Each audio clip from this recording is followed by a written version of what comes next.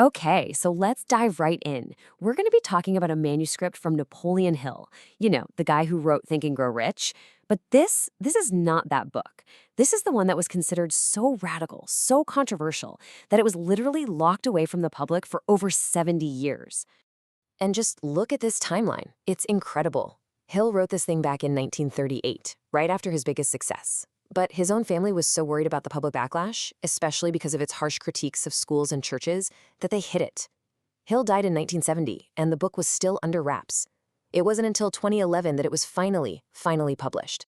Which, of course, raises the big question, right? What on earth was inside this book that was considered too explosive for the world to handle? That's what we're going to unpack today. So what makes this book so different? Well, it's the whole premise.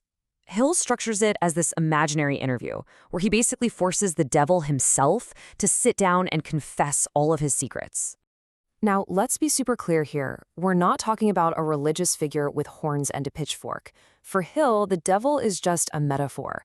It's the personification of all that negative, self-sabotaging energy that lives inside our own minds. That little voice of fear, of doubt, of procrastination. That's the devil he's talking about. And this is where it gets wild. In the book, the devil boasts that he controls a staggering 98% of all people. Only a tiny 2% are what he calls free thinkers. So the big question is, how does he do it? How does he maintain that much control? Well, in his confession, the devil reveals his number one weapon, his primary tool. It's a mental habit he calls drifting. So what is a drifter? A drifter is basically anyone who goes through life without a clear goal. They just let things happen to them. They let their circumstances or their boss or their own anxieties dictate their path. The non-drifter, on the other hand, that little 2%, they think for themselves. They actively decide what they want and they go after it. It's a really powerful distinction, and it kind of makes you ask yourself, which of those habits do I recognize in my own life? Okay, so what makes this drifting habit so powerful and so tough to break? The devil confesses he's not just using willpower, he's exploiting a universal law of nature he calls hypnotic rhythm.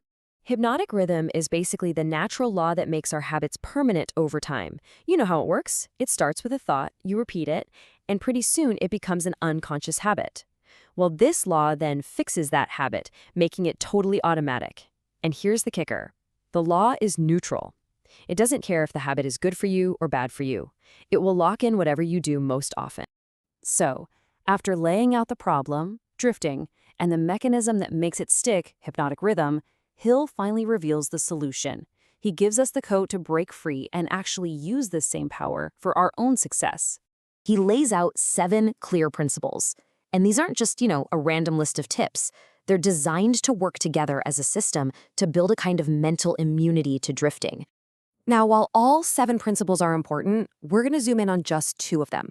Because if you get these 2 right, they really form the foundation for everything else.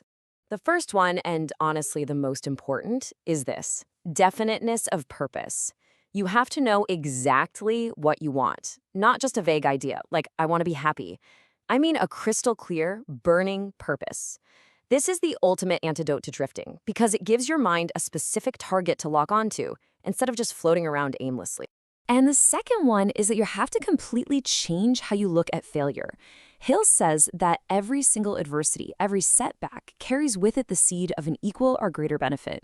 See, drifters get crushed by failure, but non-drifters, they go looking for that seed. They learn from the setback and use it as fuel to move forward.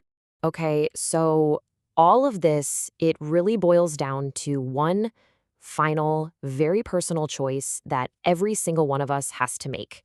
Hill argues that our entire lives are built on one of 2 foundations. The first is fear. That's the devil's playground. It fuels drifting, doubt, inaction.